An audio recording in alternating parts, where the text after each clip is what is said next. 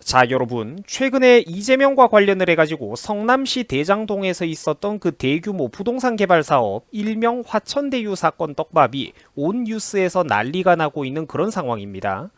자, 그런데 과거 이재명에게 무죄 판결을 줌으로써 정치 인생에 결정적인 도움을 주었던 권순일 전 대법관이라는 사람이 놀랍게도 화천대유 회사의 법률 고문료로 퇴임 이후에 한 달 2천만 원이 넘는 월급을 받아먹었다라는 충격적인 사실이 밝혀져가지고 지금 논란이 되고 있습니다.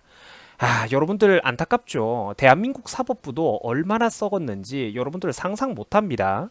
지금 대한민국이 도대체 어디까지 연결된 건지, 어디까지 썩었는지 진짜 생각하기도 끔찍한 그런 상황인데, 관련된 소식을 제가 간단하게 정리를 좀 해봤습니다.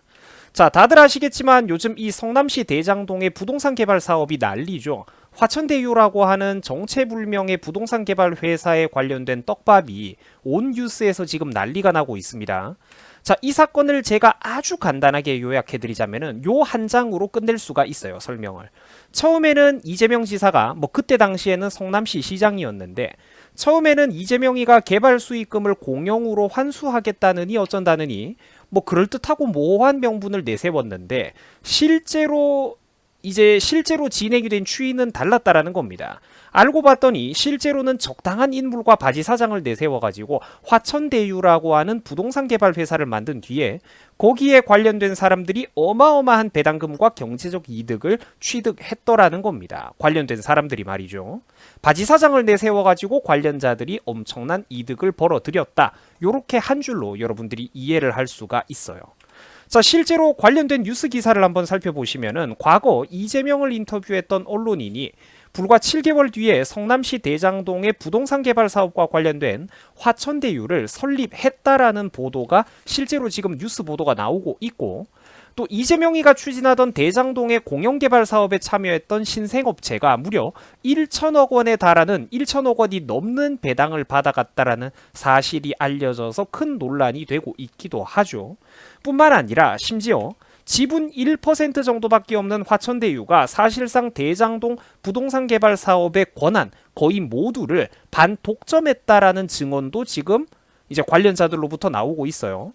심지어 이거를 이해할 수 없다라는 반응도 어디 일반인들이 아니라 성남시의원이 직접 얘기를 했고, 화천대유가 지분의 1%를 갖고 있는데 대장동 개발 사업의 모든 권한을 갖고 있다라고 성남시의원이 얘기를 했고, 또 지금 도시개발공사에 관련돼 있는 관계자들로부터도 지금 이런 의혹들이 제기되고 있는 현실이기 때문에 이 화천대유 부동산 사건은 확실히 이상한 부분이 한두 가지가 아니라는 걸 우리가 미루어 짐작해 볼 수가 있겠습니다. 자, 다 합쳐가지고 무려 1조 5천억대를 넘나드는 그런 거대한 1조 5천억대 이상의 거대한 부동산 사업이 바로 이번에 문제가 되고 있는 성남시 대장동 개발 사업인데, 심사한 지 하루 만에 우선 협상 대상자가 순식간에 선정되질 않나 이상한 구석이 한두 군데가 아니라는 겁니다. 자기들은 특혜가 아니라고 꾀꾀거리고 있지만 실제 부동산 사업 관련자들과 그리고 또 개발업자들은 그러면은 그 당연하고 쉬운 혜택을 나도 좀 제발 누려보자, 나는 왜 못 누리냐라면서 어이없는 반응을 보이고 있죠. 그러니까 현업에 종사하고 있는 사람들은 이게 아무래도 특혜가 있다라고 보고 있는 겁니다. 자, 5천만 원에 불과한 출자를 했던 시행사가 무려 1,700억 원에 달하는 순이익을 거두지를 않나. 제가 며칠 전에도 여러 회계 자료들을 보여드렸습니다만, 이 화천대유 부동산 사건은 투자를 했던 돈이 뻥튀기가 되는 게 그 비율이 어느 정도냐면은 기본이 여러분들 1000배 이상입니다. 1000배 이상. 1000배, 1500배, 2000배에 가까워요. 자, 여기도 보시면은 성남 대장지구 개발 사업과 관련을 해가지고 화천대유의 주주 중에 한 사람이 8,700만 원을 투자해가지고 불과 몇 년 만에 얼마를 벌어들였느냐. 8,700만 원 투자해가지고 무려 1,000억 원이 넘는 돈을 벌어들였다고 합니다. 아, 세상에서 여러분들 돈 벌기가 제일 쉽죠.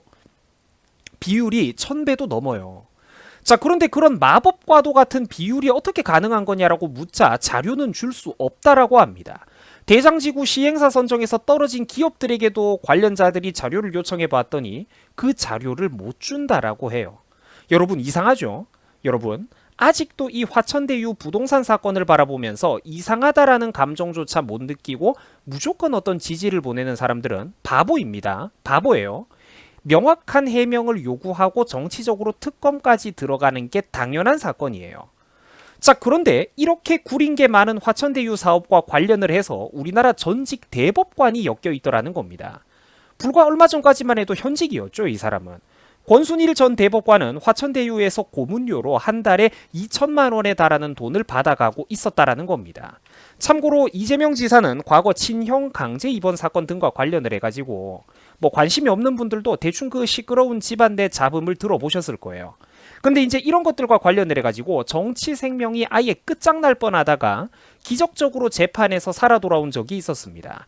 이재명 지사는 과거 선거 기간 내에 국민들에게 그 방송 중에 허위 사실을 말했다는 등의 이유와 함께 공직윤리법이나 김영란법 그리고 선거법 위반 등 여러 복합적인 요인들과 관련을 해서 한때 대법원에서도 유죄 5, 무죄 5, 즉 5대 5의 팽팽한 대립으로 지사직과 정치 생명 전체가 날아가느냐 마느냐의 그 기로에 서 있던 시절이 있었습니다. 자, 그런데 바로 그때 권순일이가 무죄 의견을 내주면서 이재명은 선거법 위반 문제로부터 자유롭게 기사회생을 할 수가 있었던 겁니다. 구사일생 했던 거죠. 간신히 살아난 거죠. 당시 만약에 대법관이었던 권순일이가 이재명에 대해서 유죄 의견을 냈더라면 이재명은 경기도지사직이 날아가고 그날로 정치 생명이 끝장나서 지금은 말도 없을 거고 경기도에서도 다른 사람에 대한 보궐선거를 준비하고 있었을 겁니다. 말 그대로 팔자가 뒤바뀌었죠. 그런데 참 이상한 게 바로 그 은혜를 베풀었던 권순일 대법관이 자기 퇴임하고 나니까 곧바로 이번에 성남시 대장동 부동산 개발 사업과 관련된 화천대유로부터 연결돼서 일을 하고 있더라는 겁니다. 고문료로 한 달에 얼마? 2천만 원이 넘는 월급 용돈을 따박따박 타먹고 있더라는 거예요. 자, 여러분 굉장히 이상한 사건이죠. 이상한 사건 맞습니다. 그래서 지금 이 부분이 뉴스에서도 많은 비판을 받고 있고 집중적인 조명을 받고 있는 거예요. 뉴스가 난리 나는 데는 그만한 이유가 있다라는 거죠. 이재명이한테 무죄를 줬던 전직 대법관이 퇴임 직후에 화천대유에 사실상 연결이 돼가지고 취업을 하고 돈을 받았다라는 것인데, 자, 시청자분들께서는 이런 사건의 흐름들을 어떻게 생각을 하십니까? 석연찮은 게 한두 개가 아니죠. 자, 사랑하고 존경하는 우리 유튜브 시청자 여러분, 가슴 아프지만 이게 지금 우리나라, 이 나라, 대한민국의 현실입니다. 대한민국의 현실이에요. 나라가 도대체 어디까지 썩어 문드러진 건지, 과연 이런 나라에서 공정한 사법과 정의를 기대할 수가 있는지 의문스럽죠. 대한민국의 미래가 참으로 걱정스러울 따름입니다. 자, 시청해 주셔가지고 감사합니다. 여러분들 건강관리 항상 조심하세요. 여러분 고맙습니다. 수고하셨습니다.